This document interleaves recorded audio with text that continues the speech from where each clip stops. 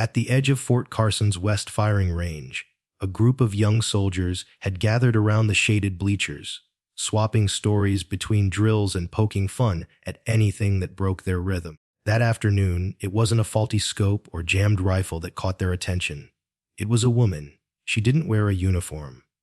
Civilian work boots, worn jeans, a brown surplus jacket that had seen better days. Her hair was short, face lined not from age but from sun and grit. She looked like someone's mechanic aunt, the kind of person who showed up early, left late, and didn't say much in between. But it wasn't her silence that sparked the laughter. It was the moment she rolled up her sleeve. Etched onto the pale skin of her forearm was a tattoo, a black hawk with wings outstretched mid-flight, clutching an arrow in each talon. Below it, in faded military font, O35K. "What is that? A biker gang?" One soldier snorted. "Looks like she lost a bet at a tattoo parlor behind a Waffle House." Another joked, prompting laughter across the row. "Probably thinks she's some special ops sniper." A third added, snapping a photo on his phone and tossing it into their group chat with the caption, "Old lady thinks she's black ops." Oh, her name was Carla Briggs, 39 years old.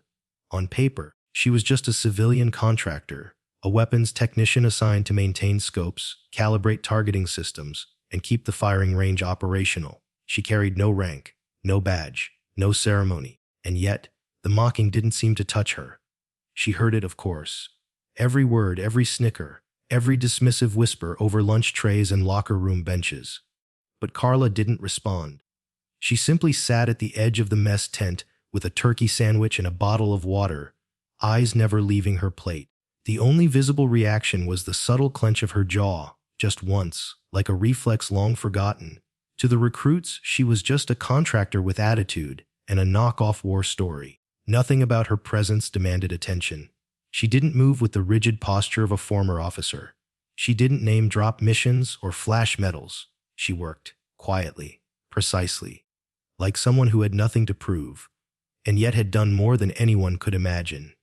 By mid-afternoon, Carla was crouched beneath the targeting tower, adjusting a jammed calibration dial on the automated turret.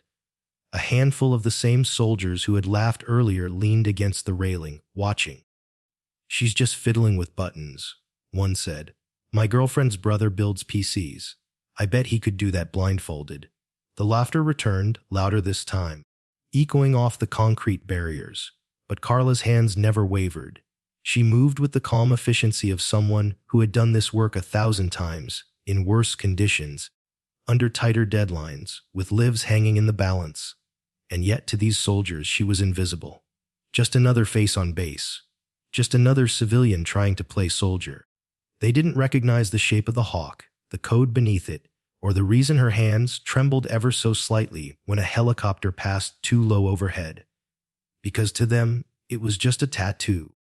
They didn't know about the desert, about the mission that never made the news, about the 3-person recon team that had been left for dead on the wrong side of a border nobody would officially admit existed. They didn't know about the silence, the hunger, the cold, or the final transmission Carla had sent that had never reached home base. They didn't know she'd been listed as missing in action for nearly a decade, and they certainly didn't know that the tattoo, mocked and passed around in text messages, wasn't for show. It was a grave marker, a memorial to the team that never came back, a reminder she carried not for others, but because no one else was left to remember. As the day wore on and the sun dropped behind the hills, Carla continued her work. She cleaned the trigger assemblies, calibrated infrared optics, ran diagnostics, no orders, no instructions, just a woman with her head down doing what needed to be done. And behind her, still smirking, were the soldiers who hadn't stopped to ask a single question. Not yet anyway. They had no idea that everything was about to change. Because sometimes the quiet ones, the ones with no rank, no applause, no story to tell, are the ones who already lived the kind of story you'd never forget. The next morning, Fort Carson's firing range was alive with its usual rhythm metal. On metal, the sharp crack of rifle fire, clipped commands over radios, and the ever-present hum of idle chatter from restless recruits. But among all that noise, one presence moved like a whisper, steady, unnoticed, and precise.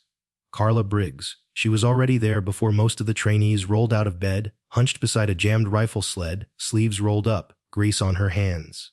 No clipboard, no supervisor hovering over her shoulder, just a battered tools case and a quiet focus that left no room for mistake or ego. A few soldiers passing by gave her a side glance, still chuckling from the night before. The photo of her tattoo had made the rounds online. Comments flooded in from former classmates, even a few junior officers. Looks like Grandma got her operator patch at the flea market. Bet she thinks she's Jason Bourne. Carla said nothing. She didn't even glance up. With a torque wrench in one hand and a micro calibrator in the other, she worked as if the jeering didn't exist. But her fingers told a different story. They moved like they had a memory of their own, one not learned in school or during on-the-job training. She wasn't experimenting, she wasn't guessing. She was remembering. Only those who had seen pressure up close could recognize the way she breathed. Inhale, turn the bolt. Exhale, tighten the dial. It was rhythm, control, and above all, discipline.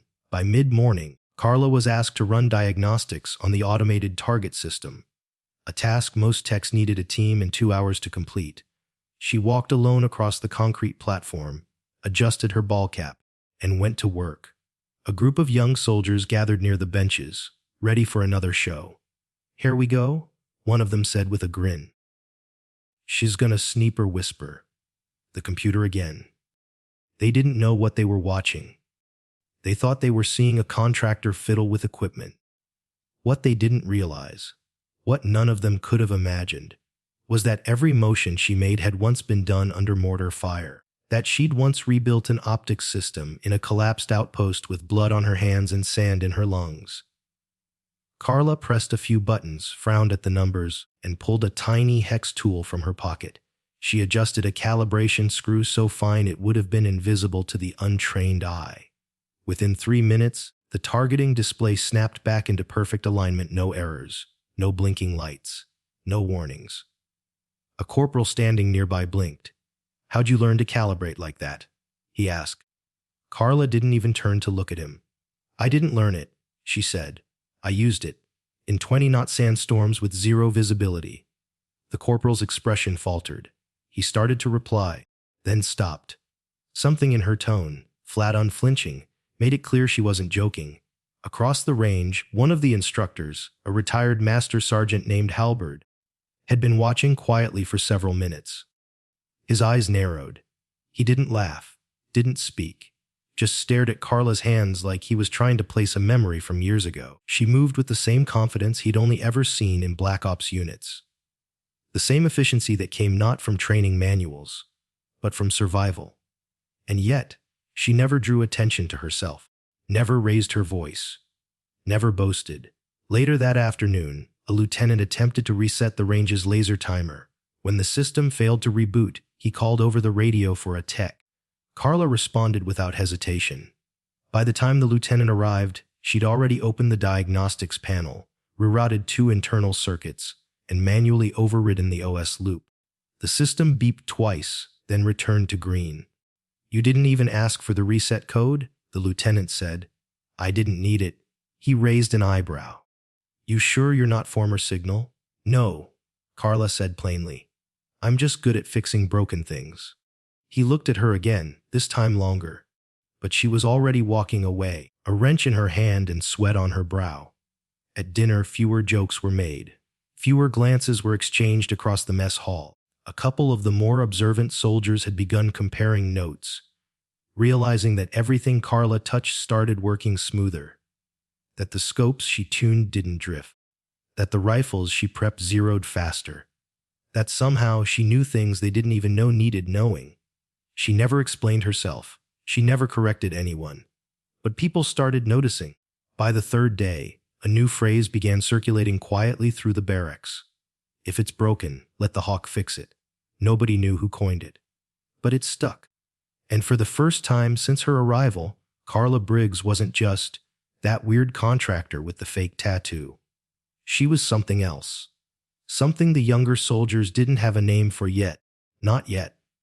But they were beginning to understand this woman, with her faded hawk and gravel voice, wasn't some outsider trying to look tough.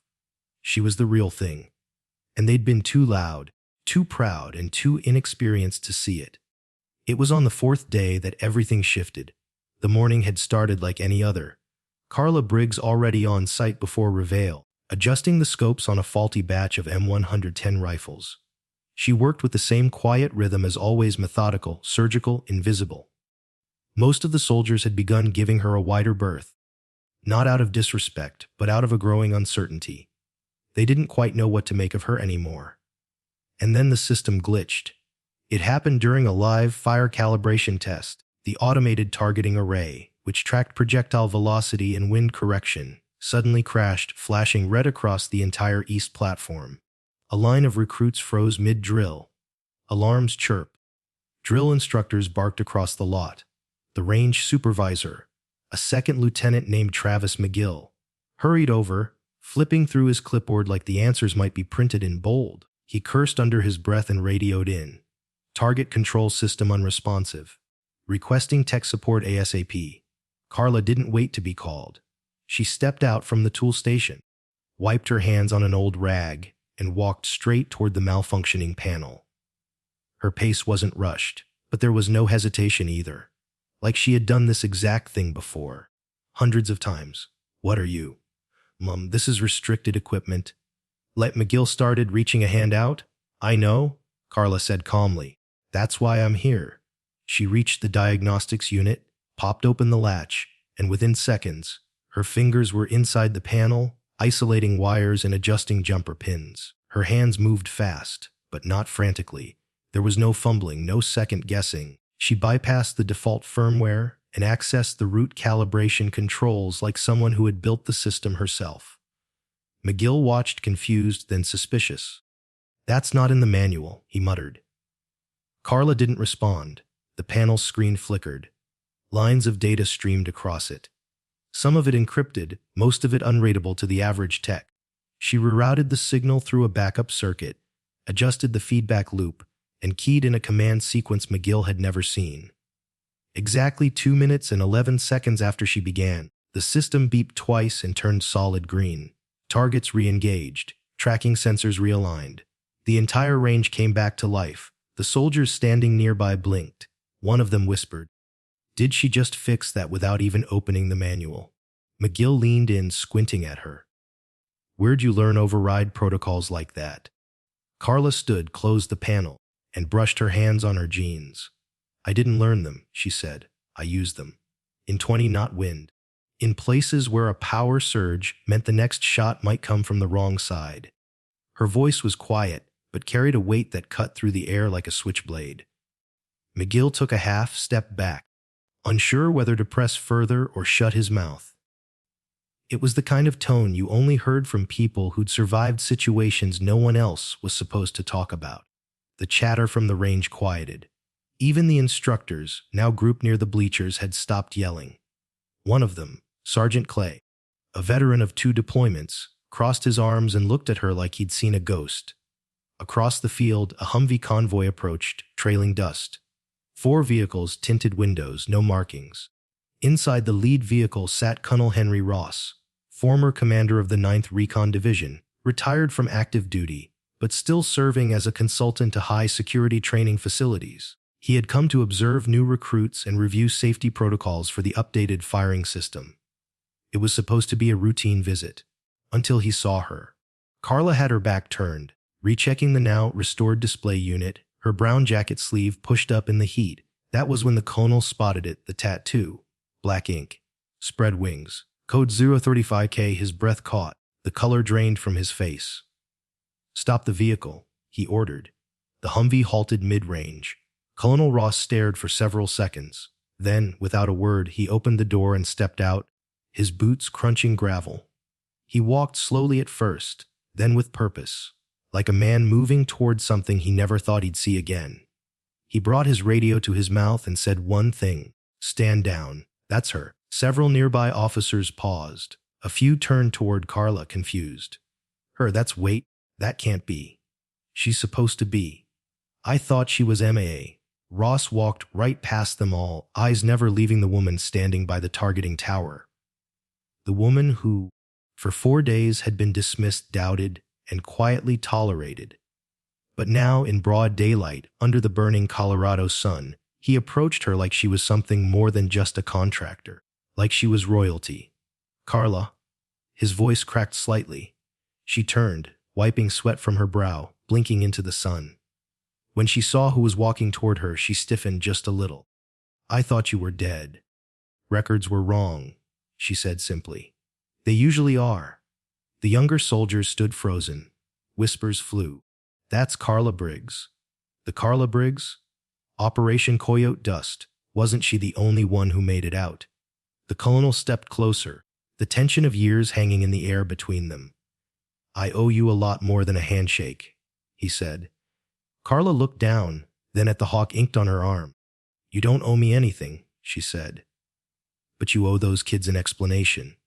And just like that, the laughter stopped, for good. The entire range had fallen still. Colonel Henry Ross, once the commanding officer of one of the Army's most secretive recon units, was now standing in front of a civilian weapons technician, his voice caught somewhere between disbelief and reverence. The murmurs among the soldiers died down, but not the tension. Something unspoken had cracked open in the summer heat, and everyone felt it. Carla Briggs didn't speak right away. She simply stood there, still holding the small screwdriver she'd used to reset the targeting grid. One hand smeared with carbon dust, the other resting near the black ink that had betrayed her anonymity. It wasn't a loud moment. It wasn't cinematic, but it was unforgettable. Because every soldier on that range, every private, every corporal, every junior lieutenant, had just witnessed something they didn't yet understand. All they knew was that a colonel had stepped out of an armored vehicle and ordered silence. For a contractor, not just any contractor, her. Minutes earlier, it had been one of the younger recruits, Private Adam Lyle, who first noticed it. Carla had wiped her forehead, pushing her sleeve higher than usual. The tattoo had been visible for barely 5 seconds, but that was enough. Lyle's eyes widened. "Hey, hold up. That Mark 035K. That's not random," he whispered, nudging his buddy next to him. "That's a recon designation. I think it's tied to..." Wait, his voice trailed off as his memory kicked in. There had been a story, old, buried deep in rumor, a recon unit that went dark during a cross-border surveillance mission in northern Iraq. Officially, a failed insertion, friendly fire, one survivor, never confirmed, codename Falcon 0, Unit 35K status missing in action. But the tattoo was unmistakable. The stylized hawk with outstretched wings and the old recon designation underneath. This wasn't a fashion statement. This was something burned in as a pact, a marker between those who'd seen what couldn't be spoken aloud. And now, standing right in front of them, she had that mark.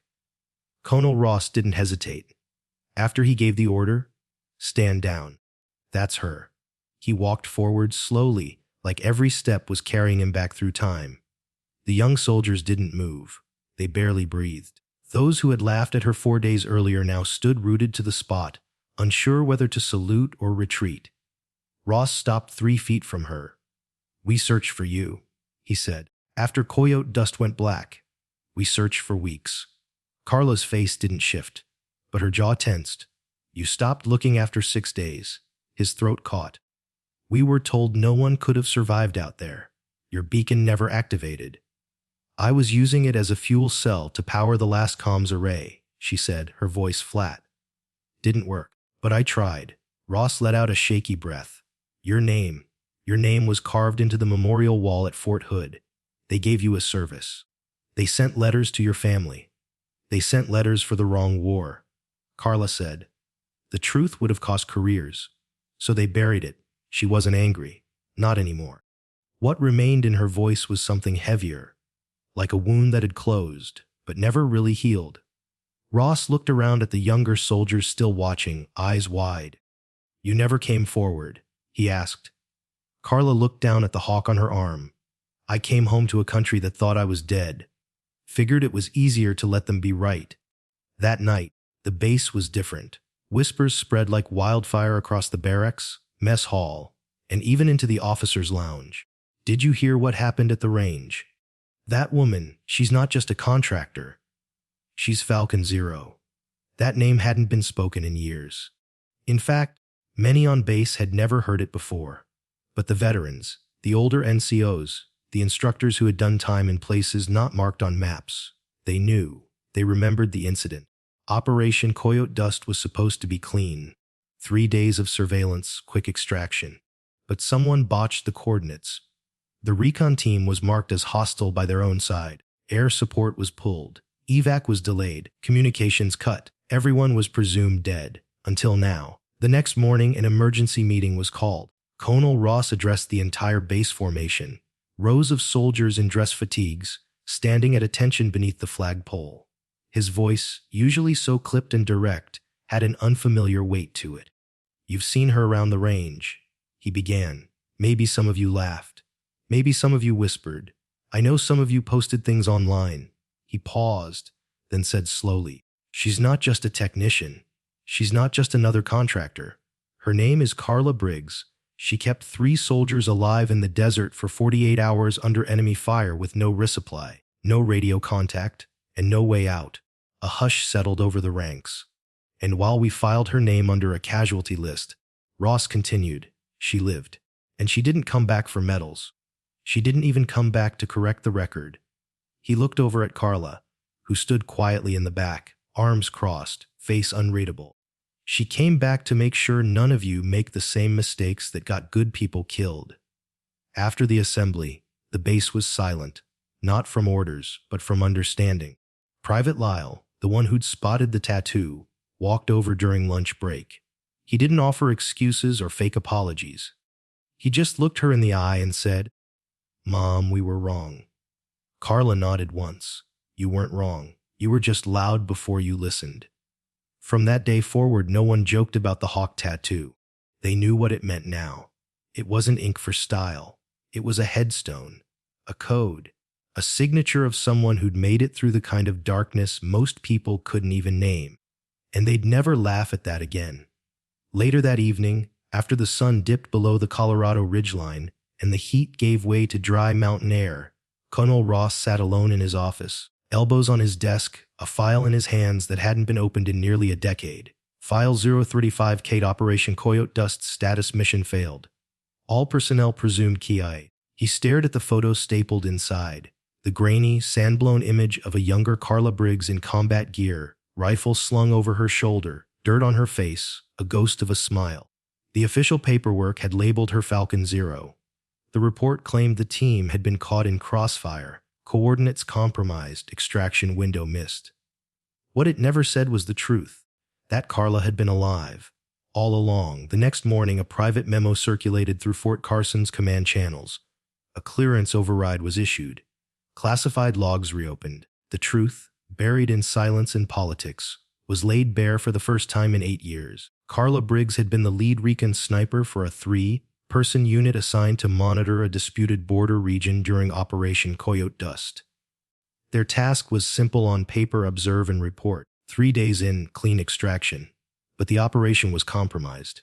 Due to a miscalculated coordinate input, a clerical error at command, their location was mistakenly tagged as hostile.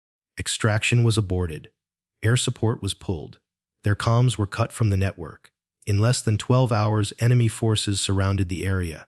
1 team member died during the first assault. The second bled out the next morning, shot while trying to retrieve a fallen drone. Only Carla remained: no food, no backup, no water supply. She held out for 48 hours, using sniper blinds and natural rock formations to stay hidden. She moved only at night, set traps, sent 2 final transmissions, neither of which were ever received. On the 3rd night, with a broken ankle and 2 bullets in her vest plate, she crawled over 6 miles to a local shepherd's shed, where she was taken in by a tribal family with no allegiance to either side. They saved her life. And for 8 years, she never spoke of it. When asked, quietly, later that week, why she hadn't come forward sooner, Carla answered without pause, "Because the truth would have destroyed people's careers. I didn't want to be used. I didn't want to be a headline. I just wanted to come home." She had returned under a civilian name, declined interviews, refused medals. She took a low-profile contract as a weapons technician, one of hundreds in the system, because it was the only way she could still serve quietly. The only piece she kept from that mission was the tattoo, The Hawk Arrow 35K, the symbol her team had vowed to carry together if they ever made it home. She was the only one who did. Among the younger soldiers, the shift in atmosphere was immediate. They had seen contractors come and go, seen their share of puffed-up veterans with stories that didn't quite check out. But Carla had never told her story, never bragged, never corrected them when they laughed, and that silence, that dignity, it hit them harder than any lecture could. In the mess hall, the recruits who once joked about her age or the tattoo now watched her in silence. She sat alone, as always, calmly cleaning a pair of rangefinders. Not a trace of anger on her face, not a whisper of bitterness. But in their eyes, she wasn't a joke anymore, she was a monument. Not the kind built from stone, the kind built from survival. Back in Ross's office, a staff sergeant asked quietly, "Sir, are we going to issue a correction to the record?" Ross didn't answer at first. Then he said, "We already did." He held up a piece of paper, a page from the base roster updated that morning. Briggs, Carla, status confirmed alive. Role civilian weapons technician. Previous rank sergeant, recon sniper. Not eligible for reassignment by personal request. When one of the junior officers approached her a few days later to ask if she wanted her old rank restored, Carla looked up from her scope alignment kit and simply shook her head. "No thanks," she said. "I'm not here for stripes. I'm here so no one else gets left behind." The officer nodded slowly and walked away. Later that day, several recruits sewed a small patch onto their tactical notebooks, O35K still standing. Carla saw it, said nothing. But the next morning, for the first time since she arrived, she greeted one of them first. Just a quiet morning. It was enough. Because in a place like Fort Carson, people come and go, names change, files get lost. But legends leave marks, not in medals, not in commendations, but in the silence that follows when someone like Carla Briggs walks by. And everyone suddenly understands. The quietest person in the room might be the one who's endured the most. It began with the smallest of changes. No official memo, no base-wide announcement. But by the end of the week, everyone at Fort Carson knew who she was. Carla Briggs, the quiet woman with the weathered jacket and Black Hawk tattoo, was no longer just a technician. No longer the weird contractor whispered about at lunch. The jokes had stopped, the sidelong glances vanished, and in their place came something else. Respect. It wasn't loud. It didn't come with fanfare or speeches. It arrived in glances held just a moment longer. Backs straightened when she passed. Conversations paused when she entered the room. Even the base's mess hall, usually full of noise and posturing, grew noticeably quieter when she walked in. The soldiers didn't quite know how to act. How do you make up for mocking someone who turned out to be a ghost of war? A survivor the system had forgotten, but who had never forgotten them. On Monday morning, Colonel Ross did something unprecedented. He called for a full base assembly. Not for inspection, not for an award ceremony, but for something that couldn't be written into protocol. Every enlisted soldier, every junior officer, even the civilian contractors, were ordered to report to the main hall at 0800. They filled the seats in rows, restless, whispering, wondering why they were there. Ross stepped up to the front podium. He wore his full-dress uniform. Not out of ceremony, but out of quiet obligation. He didn't speak immediately. He simply held up a single item. It was a photograph. Faded, framed, taken in the desert over a decade ago. A recon team, 3 people, smiling for the camera. One of them, rifle slung across her chest, eyes squinting into the sun, tattoo barely visible on her forearm. This was taken 3 days before Operation Coyote Dust, Ross said. A mission many of you have never heard of. For good reason. It was classified, sanitized, and frankly botched. The room was silent. He looked up, scanning the faces in the crowd. Of the 3 people in this photo, only one made it back. Not because of luck, not because of rescue, but because she fought her way home alone. She survived 48 hours with no comms, no water, and no support. After being marked as an enemy by our own systems, you could hear a pin drop. He set the photo down and continued. She came back with no welcome. No parade. She returned under a different name, took a civilian contract, and went back to work, serving the same military that had written her off. Ross paused, took a breath. You've seen her. You've walked past her. Some of you even laughed at her. A wave of discomfort rippled through the crowd. He turned slightly. "Carla, would you come up here?" For a moment, no one moved. Then Carla stood slowly from the back row. She wasn't in uniform, just her work jacket and jeans, sleeves pushed up as usual. Her boots squeaked softly against the polished floor. She didn't seem to walk toward the stage. She simply arrived there, calm and unmoved. Ross turned toward her, his voice lowering with something that sounded very close to reverence. "Sergeant Carla Briggs, Falcon Zero, Recon Sniper, your country may have forgotten, but we will not." Then, with crisp precision, he saluted her, and something extraordinary happened. One by one, every soldier in the hall stood. Chairs scraped the floor in waves. Uniforms straightened. Hands rose to brows. Even those who had once mocked her, who had forwarded that photo, who had whispered behind her back, stood tall. It was the kind of silence that only truth could command. Carla didn't cry. She didn't smile. She simply returned the salute, held it, then let her hand drop. "I'm not here for honors," she said, her voice low but clear. "I came back because I didn't want the next Falcon Zero to be forgotten too." And with that, she turned and walked off the stage. The salute that day rippled far beyond the assembly hall. In the following days, the firing range was unofficially renamed Zero Line by the recruits in quiet tribute. A mural began to form, a hawk painted on the side of the tool shed, wings spread wide, the code 035K scrawled beneath it. Drill sergeants began to cite her example during training. "Do your job right, or someone like Briggs might have to clean up your mess." She never asked for any of it. In fact, when a commander offered to recommend her for a civilian valor citation, Carla declined. "I don't need a plaque," she said. "I just need to know they're listening now." And they were. One afternoon, a young private approached her as she sat cleaning a scope on the bleachers. "Mom," he said quietly, "we were wrong about you." Carla looked up. "You weren't wrong," she said. "You just hadn't learned yet. Now you're learning. That's what matters." He nodded, took a breath, then added, "Thank you for staying." Carla gave a single, almost imperceptible smile. "Wasn't for me," she said. "It was for the ones who didn't make it back." Because that's the thing about respect. It doesn't come from medals, rank, or press releases.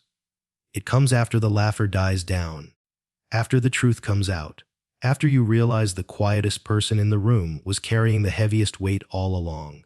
And sometimes, the only thing it takes to turn mockery into honor is learning to see what was always right in front of you. The salute had been given. The truth had been spoken. The whispers had stopped. But Carla Briggs didn't linger in that moment.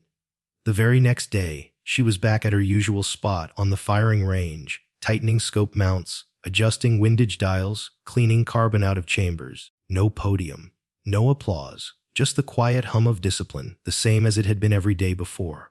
But something had changed, not in Carla, in everyone else. The soldiers who once mocked her now watched how she worked.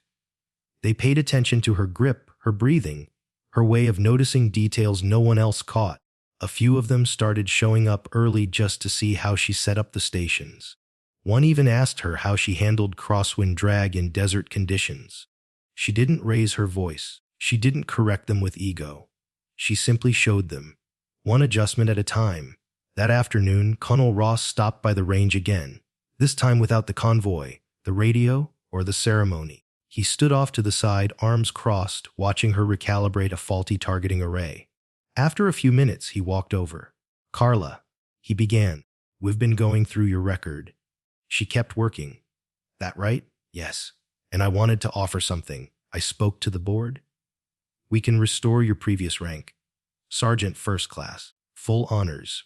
Retroactive." She didn't look up. Instead, she pulled a scope from its mount and blew a thin trail of dust from the lens. "Why?" she asked flatly. "Because it's the least we can do," he replied. "Because it was stolen from you." Carla gave a small shake of her head. "I don't need a rank to do my job, Colonel. But you deserve it. That's not the point." She finally stood, turning toward him. The breeze caught the hem of her old jacket, revealing once more the hawk on her arm. Faded, but firm. "I didn't come back for status," she said. "I came back because these kids are walking into the same traps that killed my team. Ross was silent. Carla continued. You want to give me something? Make sure the next Falcon Zero doesn't get lost in the system. Make sure someone checks the coordinates twice before they greenlight a mission. He nodded slowly. You want to fix the past, he said. No, she replied. I want to fix the future. Later that week, she was offered a full-time leadership position, civilian training coordinator for the firing range. She turned that down too. I work better with my hands than with memos, she said with a half smile. Let me keep fixing scopes and teaching by example. The base commander didn't argue. By that point, everyone understood Carla didn't want a title. She wanted results, and results came. Under her quiet guidance, accidental misfires on the range dropped by 70%. Soldiers started scoring higher on their marksmanship tests. A few even said they could hear her voice in their head during live drills, even though she never spoke above a calm conversational tone. But the biggest shift wasn't in the numbers. It was in the culture. Where once the base had tolerated shortcuts and shrugged off carelessness, now there was a quiet sense of accountability. The younger soldiers started double-checking each other's setups. They asked more questions. They paid attention. Because if Carla Briggs, who had survived what no one else had, cared enough to do things right, then they had no excuse not to. One afternoon, a young corporal approached her during a break. He was one of the first to mock her, back when she was just the lady with the weird tattoo. He shifted awkwardly, holding a sealed envelope in his hand. Mum, he began. This is a letter, a request to nominate you for the Defense Superior Civilian Service Medal. We've all signed it. Carla didn't take the envelope. She just looked at him and said, I appreciate that. I really do. A pause. But I'd rather see you teach the next guy what you've learned.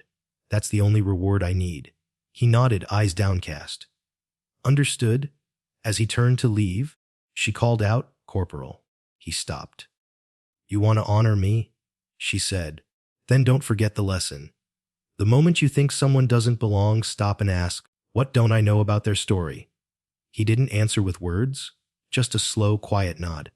That night, a new patch began circulating.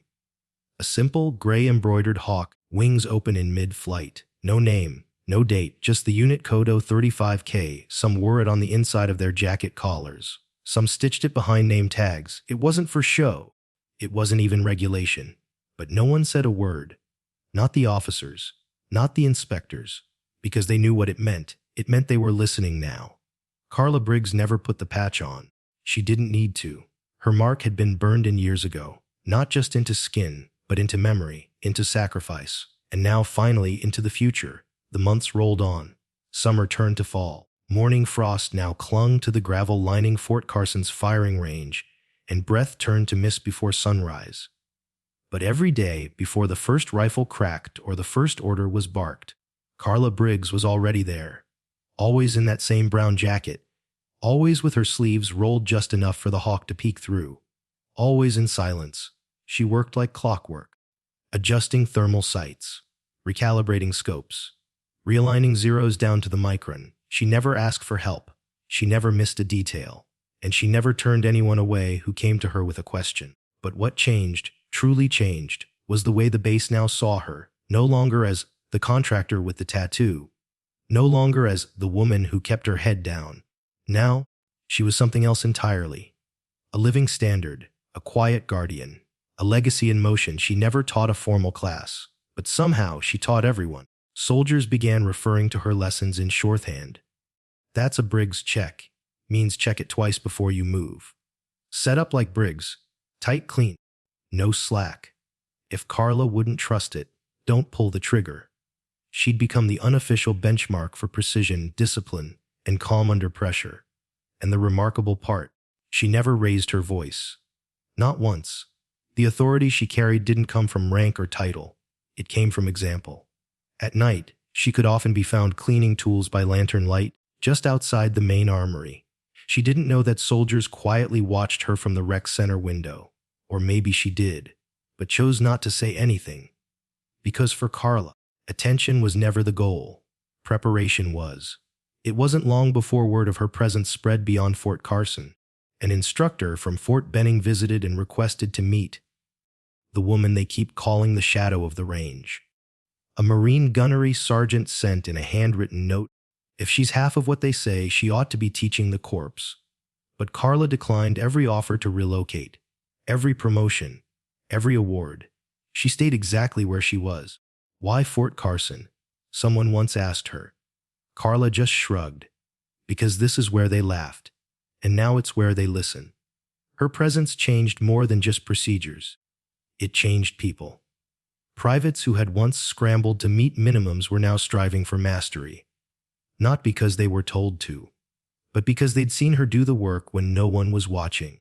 One young recruit, Private Rachel Monroe, had been struggling to qualify. After a long, frustrating session, she sat on the concrete bench with her head in her hands. Carla walked over. She didn't lecture. She didn't coddle. She simply picked up Rachel's rifle, checked the optics, and handed it back. "Try it again," she said. "This time, don't think about the target. Think about who's behind it. You'll shoot straighter when you remember what's worth protecting." Rachel didn't forget those words. 3 weeks later, she passed her qual with a perfect score. Little by little, Carla Briggs became something more than an instructor. She became a reminder. A reminder that strength doesn't always announce itself. That leadership doesn't always wear rank. That legacy isn't something you're handed. It's something you earn piece by piece in silence. On Veterans Day, the base commander asked her to speak at the ceremony. She declined. "I already said everything I needed to," she said, by showing up. Instead, she stood at the back of the crowd, hands in her jacket pockets, as the flag rose over the main drill yard. She didn't salute, not because she didn't care, but because her salute had never stopped. It lived in her hands, in her work, in her presence. As taps played, more than a few eyes glanced her way, and she nodded, just once, as if to say for them, always for them. That winter, a new patch quietly appeared in the PX store. It wasn't official, it wasn't mass-produced. It was a small black hawk, wings spread wide, stitched over the number 035K. Still here, still watching. It sold out in 2 days. And when someone finally asked Carla if she'd designed it, she smiled faintly. "No," she said. But someone paid attention. She never asked for recognition, never stood on a stage, never took back her stripes. But ask anyone who served with her, and they'll tell you she was the backbone of the range, the steady breath between fire and recoil, the one who never left, because someone had to stay. And when new recruits arrive now and see her from afar, just a woman in a brown jacket tightening a scope, they're told one simple truth. If you're smart, you'll watch her. If you're lucky, you'll learn from her. If you're foolish, you'll underestimate her. But don't worry. She'll teach you anyway. Because in a world full of noise and ranks and rhetoric, Carla Briggs proved one thing. You don't need a title to leave a legacy. You just need to show up every day, do the job, and do it right. In a world that rewards the loudest voice in the room, we often overlook the quiet ones. We dismiss the woman who doesn't wear rank on her sleeve. We ignore the man who doesn't speak about his past. We forget that some of the strongest people among us aren't looking to be noticed. They're just trying to do what's right. Carla Briggs didn't return for recognition. She didn't correct the ones who mocked her. She didn't wear her scars like medals. She just showed up every day. And through quiet discipline, unwavering skill, and the dignity of someone who'd endured the unthinkable, she changed everything. Not by force, not by shouting, but by example. That's the lesson. Legacy isn't built in the spotlight. It's built in the moments no one sees. Respect isn't demanded. It's earned day by day, through actions that speak louder than words ever could. So the next time you meet someone who doesn't boast, who doesn't fit the image of what important looks like, pause. Ask yourself, what don't I know about their story? Because sometimes, the person you're tempted to overlook is the one who's been carrying the whole weight of the world. So you didn't have to. If this story touched your heart, tell us, who's the quiet hero in your life? Drop their name, or just a simple thank you, in the comments. And if you believe that honor is earned, not claimed, hit the subscribe button. We share stories like Carla's every week. Real people forgotten by history, whose quiet strength still shapes the world. Because some heroes don't need medals. They just need to be remembered.